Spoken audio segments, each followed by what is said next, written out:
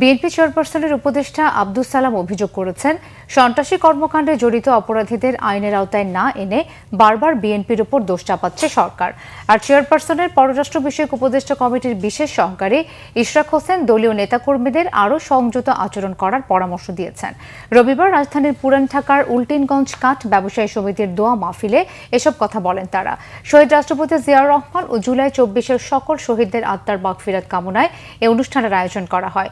অনুষ্ঠানে প্রধান অতিথি বিএনপি চেয়ারপারসনের উপদেষ্টা আব্দুস সালাম সরকারের সমালোচনা করে বলেন, মানুষ নির্বাচন আয়োজনের জন্য এই সরকারকে ক্ষমতায় বসিয়েছে, কিন্তু সরকার টালবাহানা করে প্রায় ১ বছর পার করেছে।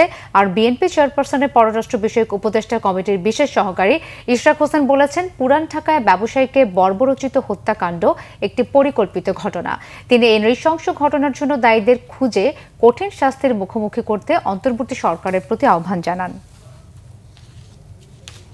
আজকে যারা এই সমস্ত কথা বলতে নির্বাচন ঠেকাইতেছে, পার্লামেন্ট নির্বাচন যারা চায় না, যারা লোকাল নির্বাচন চায়, তারা মূলত একটা শক্তিশালী পার্লামেন্ট হোক এটা চায় না।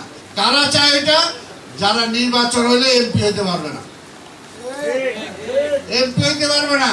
তারা বলে যে না, আমার ভোট দরকার নাই, আমি সারা দেশে আমার পক্ষে যারা ভোট দিল ওইটাই হিসাব করে আমার এমপি বানাইতে হবে।